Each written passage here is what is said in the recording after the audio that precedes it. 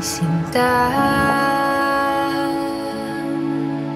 Ano bang meron sa iyo? Pag nakikita ka na, bumabagal ang mundo. About 5 years ago, dinala mo ako sa simbahan on our first date. We went to St. Jerome Emiliani Parish to hear a mass. And guess where we are right now? At unfolding a new chapter of our lives in front of God. I told you that I only date to marry. Ganda, lika nga.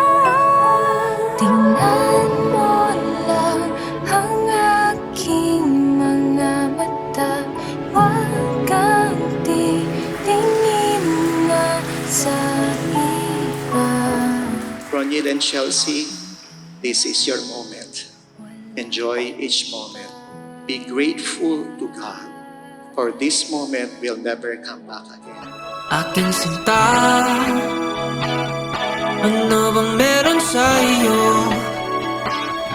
Pag nakikita ka na, bumabagal ang hanggang ng aking mga mata.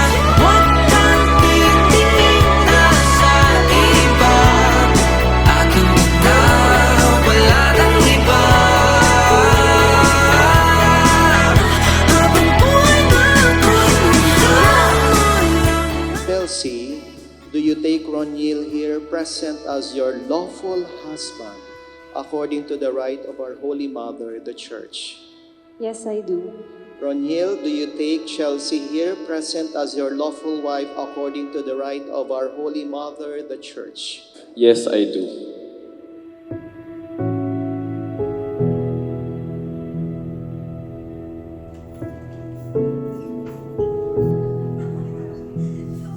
Their love story started in IG, Instagram. Sabi niya ako daw yung unang nag-chat sa kanya, pero may ebidensya ako. FYI, di ako patay na patay sa'yo, unlike nung sabi ni JV. JV is yung friend namin. Yun yung first chat niya.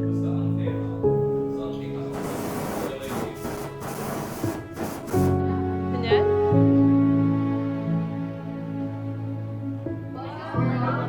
Hindi ko alam na dun din tayo mag-end up.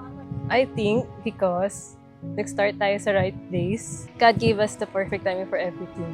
To give, also known as set, to Kuya Brad.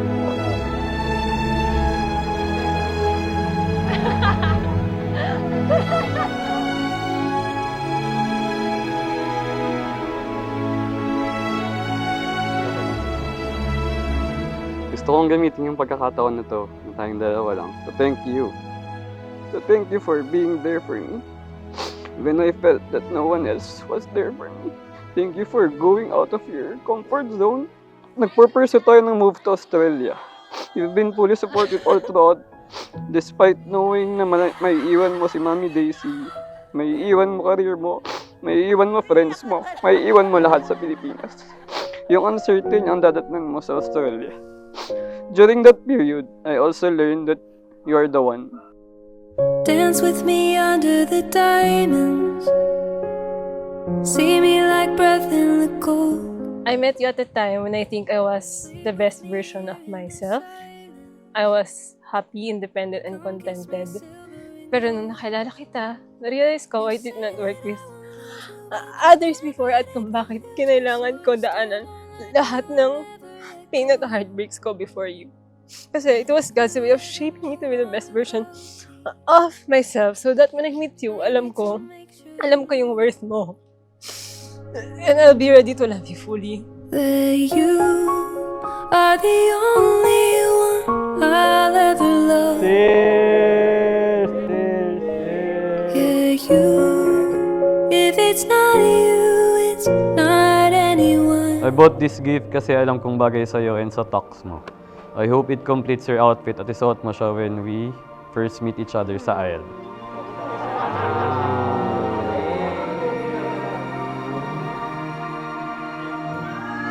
by the words we're chased away.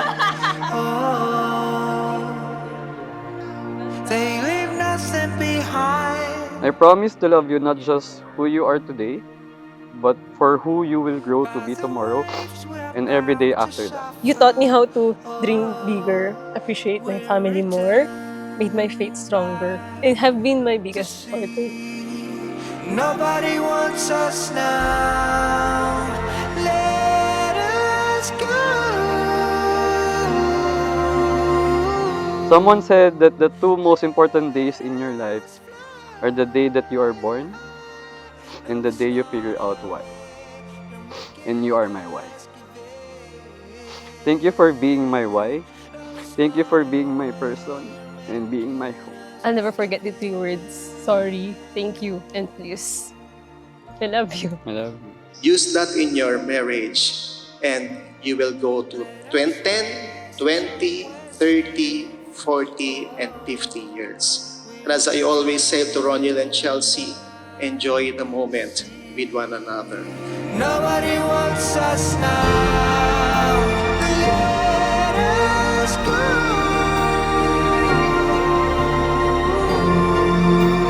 Let us fly high.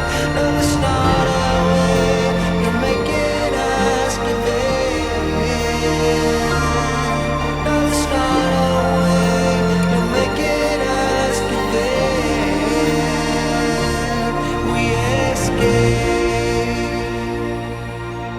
I'm happy to walk through life and I can't wait to see where this journey takes us. I can't wait to start this new life with you. I love you today, tomorrow, and forever. Love you. Ang pag-ibig, pagnasok sa puso ninyo man, walang mahaba, walang traffic, hahamakin ang lahat. Masunod ka lamang. God bless both of you.